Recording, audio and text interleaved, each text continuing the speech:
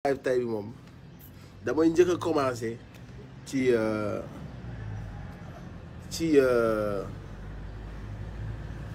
Tange Tandian ngeen baal ma xam naa ni bon neexu leen sax ñuy wax ay waxam di ko tudd fii ak yu mel noonu mais saytaane waxul dëgg mais day baax léeg-léeg nga yemale ko place am ba nit ñëpp gindee ko parce que saytaane ci yu sew-sew yooyu lay bëgg di jaar. Tange Tandian dafa doon def benn chronique ci ñoom Simon mu wax ba tudd ma dégg mu tudd ma ne nit daf xam naa ko bu baax a baax à Paris patati patata ma wut numéro am avant boobu aw moon numéro am ma wut numéro am woo ko ne ko waaw allo Tange man la nit dof waaw yow dama la seetaan vidéo nga danga maa xam bu baax a baax ma bëggoon xam fan nga ma xamee ci yan anam nga ma xamee mu ne ah oui ok ah non non non waxuma dama laa xam ni personnellement de non non non je disais juste que te xam nga seytaan day utiliser ay xam nga ay ruse quoi dafa wax ba àggal ci waxu ñoom Simon bi daat ni waaw nit dof moom xam naa ko bu baax a baax donc bu ko defee yow da ngay def lien bi daat ni kon kii li muy wax xam na ko man ma wut numéro am oo ko ne ko est-ce que da nga maa xam te damaa bëgg nga wax ma ci yan anam nga ma xamee mu ne déedéet waxuma dama laa xam personnel de dama laa xam nii quoi sa manager laa xam jul Paris ma ne ko Paris da nga maa gis wala nga mës maa xam mu ne non xaw ma man dama lay gis nii wala booy ñëw 2STV bi nga doon ñëw ci plateau yi par ma ne ko kon da nga maa xam de très loin mu wax non man dama laa apprécier sa musique xam la nii xam la patati ma ne ko non man dama doon xool rek parce que comme da nga ne da nga maa xam très bien dama bëggoon ñëw góor ak góor bon si on peut dire ça nga wax ma foo ma xamee mu daw génn ne xamuma personnellement de manière vague la ma xamee sama producteur la xam ci noonu xam naa mu am sama numéro ma xëy suba dem interview Seneweb fekk ne Tange wax yu bon ji mu wax ci Ousmane Sonko du ma ci dellu si waat wax na sax wax ji mu wax ci Y'en a marre wax joo xamante si ni bon xam nañ li ko tax a jug ak li tax mu ngemb fan yi ci coow yooyu duñ ko amal solo mais mu waxam ju bon jooju ci président Ousmane Sonko ba may dem nag Seneweb c'est si lépp laa waroon wax ma dem Seneweb ñu may laaj ba agsi ci question boobu noonu ma ni Tange day kàcc te na ma ko waxee woon noonu la amee ndax day kàcc parce que dara gën a bon parce que aussi Ousmane yàlla dafa def moom nit ñu ko bëgg nga xam ni kaas bu tojee këram sax seen xol yi day metti nit ñi nekk fépp ci àdduna bi di ko bëggee buñ toogee gis benn nit naan jabaram ñi lu mu ñàkk fayda dana leen def benn pincement au cœur surtout mu nekk ay fen man ma teg sama bët xam ni kii day yaa ngi dégg ma teg ci sama bët xam ni kii day fen ma ni ko man léegi nag bi ma paree ci interview boobu jàll moom mu envoyé ma message WhatsApp bu mu mën a jégal rek damay def kii de live quoi xam nga mu envoyé ma lien bi ne ma interview bi nice na je respecte ta position mais interview bi nice na mais bon xam naa rek day bëgg a xam nga waraale man daal xam nga barki sëñ Saaliw ma ne ko sëñ Saaliw du géem li nga géem loolu laa ko bind sëñ Saaliw du géem loolu sëñ Saaliw du dox ci dul dëgg ma ni ko lenn rek moo ma metti te su ma sañoon nga dem fa nga ko waxee woon nga rectifier ko parce que da ngaa dem ba ci kanamu caméra yi nga waxal président Ousmane Sonko lu dul dëgg mu naa ma non xaw ma demal nga laaj ma ne ko ku may laaj man mortale la ñuy laaj ci yu mel noonu man kay su ma ci waxee doy naa ci seede ma ne ko soxna Ousmane muy këram di sëy man ma toog la ji sa télé bi nga toog naan papa mu xam kani amul choix mu ni ma waa campel say position ma campel say position je respecte patati patata yàlla xam na ko ma am ci lu ma metti nag parce que aussi président Ousmane Sonko du loolu la mérité quoi quand même si les gens disent on s'en fout ñun li ñu amal solo mooy xam-xamam pas vie privée d'accord mais quand même ça fait mal nga gis nit koo xam si ni il se sacrifie pour réewam di def li mu war a def ni mu ko war a defee di def affaire yi muy rafet nga gis benn waay jógee fële di ko fenal ci kanamu caméra nit ñi jël ko di ko partage ñu ko wili pande maanaam soxna Ousmane bi mu gisee wax jooju sax ay ree la ko def donte sax du ko wane mais lu mu tuuti leer na man dina ko def benn pincement au cœur parce que am na ay mbokk am ay doom soo gisee ku mel noonu nga gis ci télé bi yow nga toog sa kër di sëy nga gis benn waay muy fen ci kanamu caméra ba pare xeful te nag bon ñi am sens ñi am sixième sens bu ñu xoolee bët yi xam nañ day fen mais man ni ko dara méttiwuma lu dul wax ji nga waxal Ousmane Sonko ak soxnaam te su ma sañoon di nga dem nga rectifier ko ñu dugg ci affaire yooyu noonu ma dem génn ñu amaat xam nga Seneweb da doon def bu joxee sama parti bi après mu joxe sama parti ba mu indi waat sama beneen parti boo xamante si dañ maa laaj ci problème mu ñoom si moo beeg yu mel noonu moo wax ci li ma si xalaat mu ñëwaat ci sama WhatsApp ne ma j'apprécie ta sincérité yu demee noonu bindaat ma sur WhatsApp ma ne ko merci beaucoup c'est gentil mais daal man su ma sañoon nga rectifier waxu Ousmane si nga wax ci soxnaam ak ci biir bi parce que du dëgg ma relancer waat ko ci loolu mu ni ma donc campel say position j'ai respecté position affaire yu demee noonu ba pare mu indil ma vidéo bu nga xamante si nii mu ngi wax ci diplôme passeport diplomatique yi kii yi di def député yi mu indi ci dal seen kaw wax ci député yi dañ leen lii dañ leen yóbbu assemblée pour ñu liggéey tegal ma Bougazelli dañ leen war a jàpp parce que li ñu léegi nag bu mu defee loolu envoyé ma loolu ma ni ko ah lii de moom bu dee lii ngay def kenn amu ci problème parce que fii ak yaa ngi wax te li ngay wax ci dëgg la féete nit ñi amuñ ci problème na ko rek dëgg di lal léegi nag message boobu ma ko envoyé pour mu dem wan nit ñi comme quoi que ni man mujjee naa valider ay waxam ay kàccam mu ne nit ñi non bi ñuy waxtaan man ak moom gel bi na ko non nit daf ko mu ne ko non boobu daa xamul woon mais bi ñu waxtaanee dellu si na xoolal message xam nga déjà du yëfu góor bon moom sax kenn du ko topp loolu du yëfu góor nga wax ak nit en privé nga dem jël la ngeen waxtaanee nga yóbbu ko ci sa interview di teg gis naa muy teg ñeneen ay nit yoo xam kenn xamul fu ñu dëkk ñu naan dañuy dal ci Ousmane Sonko ak yooyu ay waxi golo ku mu neex nga indi benn nit wax loo ko yóbbu télé teg ko loolu yëfi golo la kii naan maa ngi Canada kii naan maa ngi fële ñuy kàcc di teg Ousmane déglu seen morom man waxuma sax ci loolu léegi bi ma wanee ne mi ngi dal ci député yi ak mi ngi dal ci Bougazelli ma tontu ko lii. sincèrement foofu la ñëpp di xaar sénégalais nga yàgg nga si milieu bi kenn ëpp le droit pour def people wala nga def ay analyse sincèrement parler du moment que c'est du côté de la vérité des analyses yoo xamante ni nit amul lu mu ciy teg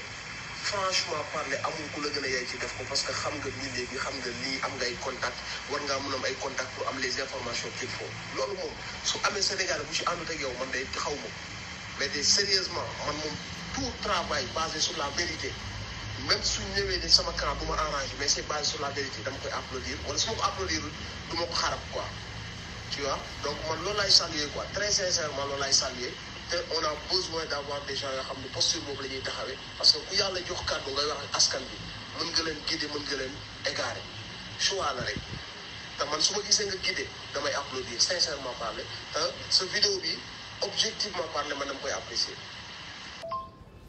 Une chose. donc mu jël vocal bi dem ne non ni dafa juumoon rek mais bi ñu waxtaanee ah moom waa ju am xam nga jéem a tagg quoi waa ju cool la ku am dal la bi ñu waxtaanee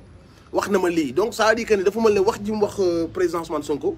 bi ñu ci waxtaanee man ak moom dama ko mujj valider man damaa mujj d'accord ak moom. ngay gis manipulation bi après loolu comme ñenn ñi rek mooy lu mu la wax rek mooy ñenn ñi comprendrewul lu tax diw di wax ak diw xam nga. combat bi ñun dañuy xool di gis am na fu Ousmane mënul waxee am na fu cadre yi bokk Pastef wala ci patriote yi mënul waxee ñun égu yi ak yooyu noonu duñ ci ragal a wàcc pour wax ak jaamu yàlla yi parce que waa ji man damaa yor dëgg gis ko muy wax ay kàcc te bindu ma ko WhatsApp comme bind na ma rek ma laaye biire ko ma ne ko bàyyi li ngay wax ci soxna Ousmane ak ko wax parce que dëgg la te su ma seyoon da koy bàyyi ma ne ko demal fa nga ko waxee woon ma ne ko su ma seyoon nga dem fa nga ko waxee woon nga ni da ngaa juum tu as été induit en erreur ma digal ko comprendre nga donc ñun on est appelé à parler avec tout le monde dans le seul but de faire la promotion de la vérité même nit yi nga xam ne xam nañ sax seen i xalaat baaxul seen taxawaay baaxul wax ak ñoom bu jotee dinañ ñëw wax ak ñoom mais li ñuy wax ak ñoom ci suuf buñ taaloon lamp yi loolu la ñuy wax ci kaw léegi nag nit mën na jël ay propos yóbbu ko faneen pour pervertir ko pour nangam ak sàngam may dalal seen xel yéen ñi nga xam ne yéen a nekk ci combat bi aussi surtout yéen ñi nga xamante ni da ngeen am cofeel ci président Ousmane Sonko mu ngi ci jàmm famille mu ngi ci jàmm loolu du lu ñuy waxtaane moom loolu du ci communiquer parce que ñàkkewul noonu fayda bay génn di wax ci xamul sax luy loolu moom ak ñi mu àndal xamuñu luy ay temps ak lu nuroog loolu man mi nga xam ne mën naa ko seede te xamewu leen may fen bi ma gisee wax jooju fi ma toog laa toog di dem naa sax bay daan damay dem di def ay vidéo pour man ne lii man maay ñàkkal fayda président su ma demee di wut ay preuve ak yu demee noonu sachant que ne mi ngi ci jàmm ay soxnaam a ngi ci jàmm mais gis ngeen tollé bi ko Sénégal def wëlbati ko yóbbu ko à gauche yóbbu ko à droite ñii di ko partagé ñi naan na def vidéo mu leer la ka ni comme la président Ousmane waxoon affaire bi nekkatul adversité mais mbañeel la parce que mbañeel mooy ñëw ba ci sa vie privée yéene la sa soxna tàqali ko yéene la sa foyer tas yéene la yu bon yooyu noonu loolu la ñuy woowee mbañeel parce que bu doon au niveau des idées dañuy ñëw déglu ah lan nga wax ban programme nga indi ban position nga jël lan nga wax ci Afrique lan nga wax biñ ñuy waxee ci mbënd bi lan nga wax bi nga waxee fii bu doon affaire adversité la loolu foofu lañ la gars yi di waxee soo waxee ñu wuyu la soo waxee ñu tontu la ñu wekki daaj mais kii dem ba yónni ay nit muy wax ay mbir yoo xam ne xam naa ay fen la ci biir wax sax bi ma waxee dani ma waaw parce que procureur mbokkam la moom moo taxaw saaga procureur ne procureur day fen donc yow kon yow président bi dafa wax procureur bi moo tax yow it nga fental ko dem waxal ko mais procureur bu dee sa mbokk ñun waxuñu procureur bi moom am na ay doom am ay papa ak yaay on parle de la fonction ñëpp gis nañ procureur bi ci wàllu fonction ni muy doxalee fonction di dugg ci biir vie privée jàmbur yi di jël position yoo xamante si ni position arbitraire la donc nit ñi bu ñuy wax ak Bassirou Gueye waxuñu ak Bassirou Gueye mi am doom dëkk fii mu nekk lii wala mu nekk là on parle pas de la personne mais de la fonction parce que fonction bi sénégalais yëpp ñoo koy fay sénégalais yëpp la bokkal fonction bi donc bu sénégalais yi gisee que ni ce gars ni muy doxalee fonction bi jaarul yoon dañ ko koy wax surtout mu am ci ay vices yu grave yu muy dund bu président bi demee bay wax yenn yi mu wax tam toucher sa vie il parle toujours d'une chose boo xam ne ça tourne autour de l'acharnement qui est fait à sa personne du dossier tout ce qu'il prépare de ses collaborateurs de ses alliés le fait que procureur bi am ci yëy yàbbi moo tax moom it mu taxaw ne sama famille sax ñu ngi ciy wax nangam ak sàngam donc pour tëj parenthèse kooku noonu nga xam si ni wax dëgg yàlla temps bi ma ko jox sax bari na dama bëgg ngeen dalal seen xel te ngeen xam ni président dina amaat yeneen attaque sur sa personne sur sa famille parce que les gens ne peuvent pas l'attaquer au niveau des idées parce que au niveau des idées il est calé il est carré waxi démbam mooy waxi tayam bu ma tëyee phase boobu j'espère que leer na ci bopp nit ñi keneen ku mu leeru ci yow na nga ñëw inbox après ñu waxtaane ko amul benn problème moi je suis disponible pour la cause ñu ñëwee ñu waxtaane ko mu am ci combat bi dama bëgg ngeen bàyyi xel bu baax a baax importance su combat bi xam naa ni xam ngeen ko sax mais képp ku dem ba am yëg sa bopp ci combat bi ku dem ba yëg sa poids ci combat bi ku dem ba xalaat sa dayoo sa importance ci combat bi ba tax ngay demee sañ-sañ wala ngay demee naka sudul noonu xamal ni yaa ngi nax sa bopp. Ce combat-là, ce n'est pas le combat de simplement de président Ousmane Sonko ou d'un autre. C'est le combat d'une génération. ñi ci dugg nekkul ne nit dof la ñu déglu pour mu dugg ci nekkul ne nit dof la ñuy déglu pour génn ci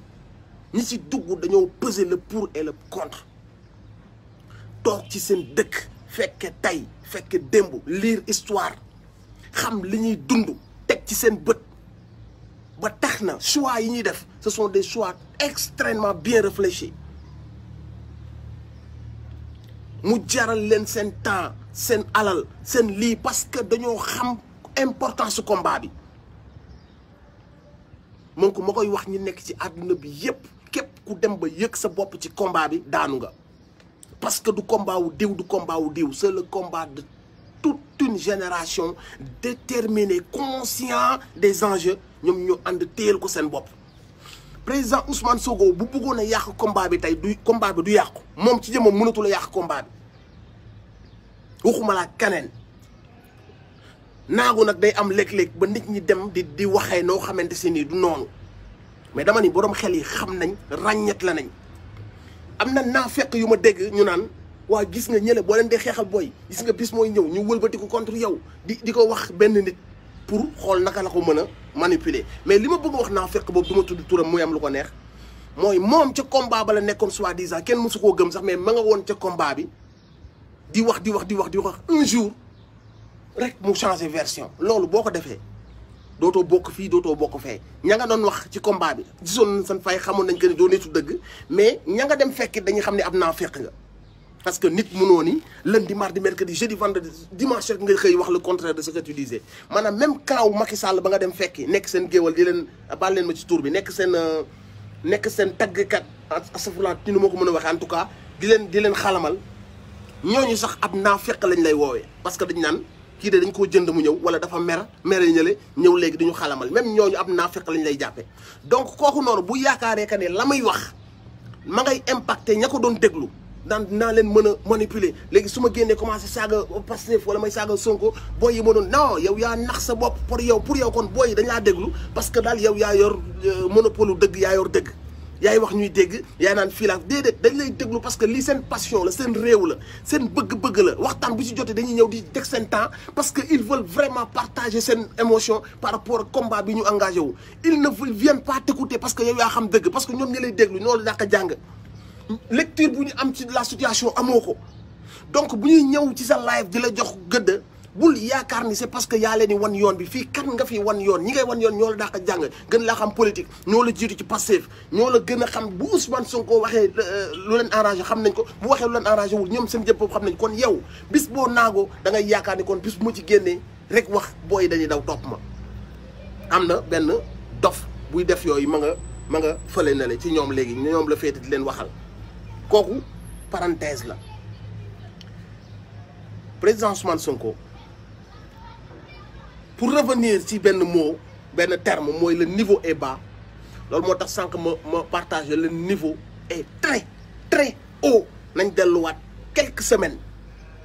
ñëpp tout le monde était en transe ci discours bi mu def sur l'Afrique la France-Afrique cette domination et l'ingérence ba intellectuel yëpp ci àdduna bi ak sëriñ si daat ne kaddu yi lañ doon xaar ci njiit kaddu yi lañ bëgg muy jib lii mooy politique loolu day gaaw pour ñu fàtte ko bërki démb gii la donc le niveau bi Ousmane Sonko yóbbu le débat politique l'engagement citoyen et patriotique niveau bi ko Ousmane Sonko yóbbu musu fa àgg bu fekkee dëgg la ñuy waxante ku bëgg nag nga fekk ab contexte nga fàtte lépp yi démb la woon sax y a quelques semaines nga fàtte ko loolu yow lay concerné mais ñun mënuñoo fàtte parce que ñun waa ji lim ñu ji dafa bëri lool te bis bu nekk nañu xool kii lan lañ ko sax mën a fayee kenn jaamuwu fi kenn ragalu fi kenn toppewu fi kenn ndof nii sans réfléchir nit ñi ci ay idée la ñuy demee dañuy xool mu leer nañ seeni bët donc nit ñaa ngi def seeni analyse nit ñaa ngi même suñu d'accordul sax ñi ngi xool le comportement qu'ils auront par rapport au combat par rapport aux enjeux et par rapport aux ennemis qui sont là à l'affût de bépp wax bu ñu mën a jël retourner ko contre le combat est tellement important qu'on ne peut pas se permettre de tirer n'importe quand et n'importe où contexte